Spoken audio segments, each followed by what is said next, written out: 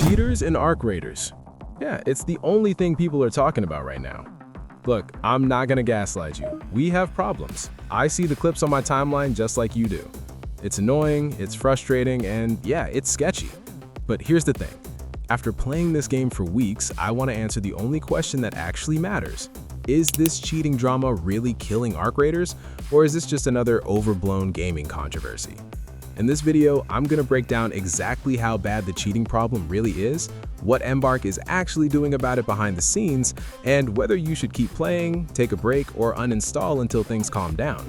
Because here's the reality, the player base is actually massive right now. You press play, you get a match instantly. People are grinding, unlocking new gear, getting hooked. This isn't a dead game walking. This is a game suffering from success.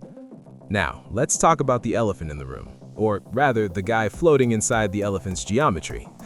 There is a storm brewing, and even though the vibes are high, we can't ignore the integrity checks. A game this good attracts everyone, and everyone includes those sweaty script kiddies who can't aim without software help.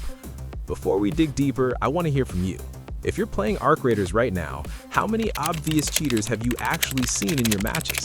Drop a number in the comments. I want real data, not just Twitter drama.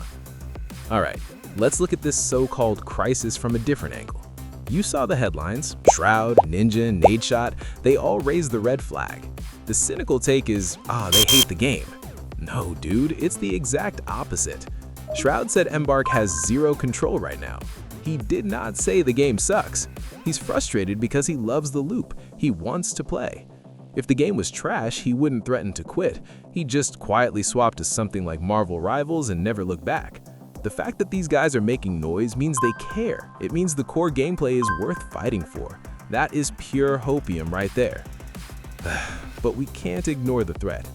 We're seeing the classic nonsense reports, people getting lasered through walls, players snapping onto heads instantly, and injection hacks bypassing the initial filters, basically cheats that hook straight into the game's memory instead of just overlaying.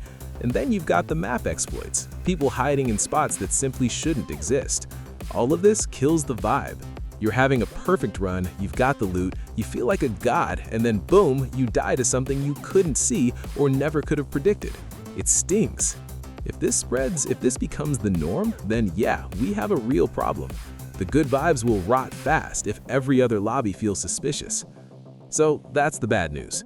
Now let's talk about why I'm not uninstalling. Embark is actually cooking. They didn't hide, they didn't go radio silent for 3 months like some other studios we know. They went straight to Discord and laid out a battle plan, and honestly, it looks solid. First up, the rule set overhaul. This is the basic housekeeping. They're tightening the leash, updating the rules, and likely automating bans faster so you don't have to wait a week for a report to go through. That keeps the ecosystem cleaner and makes cheating feel riskier, not free. Second, the new detection architecture.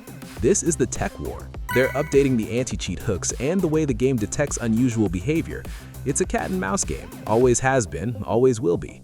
But seeing them commit to a new architecture this early tells you they're actually investing resources. They aren't just slapping a band-aid on it. They're upgrading the whole security system. Third, the geometry fixes.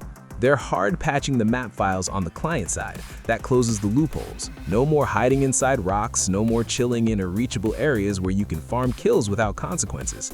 It doesn't solve every cheat, but it removes a whole category of nonsense instantly. I played for about 4 hours last night and ran into maybe one truly suspicious moment. The rest was just pure adrenaline and clean fights. On top of all that, they're adding tools for streamers to stop sniping. That might sound like a niche feature, but it's huge for marketing. If Shroud can play without getting griefed every other match, he streams more. If he streams more people try the game. The cycle continues, and the game grows instead of shrinking into a sweaty cheater-only niche. I genuinely think Embark can handle this. They're veterans. They know what's at stake. The next few weeks are the real test. If they deploy these patches, if the new detection architecture actually bites, and we start seeing real ban waves roll in, then we're golden. We're looking at the next big mainstay in this genre. If they fumble, well, then yeah, that's when we can start to panic. But right now, well, I'm letting them cook. I'm still logging in tonight. I'm still chasing that extraction high. If you're still having a blast despite all the drama, hit that like button so I know I'm not crazy. And if you want more honest, no BS breakdowns from someone who actually plays these games, consider subscribing so you don't have to trust the algorithm or the hype cycle. And hey, speaking of companies getting tangled up in their own mess, if you want to know why you probably won't be playing GTA before the end of 2026, click this video right here. I break down exactly what's going on behind the scenes, and I guarantee you, it's not what you've seen on Twitter. Check it out.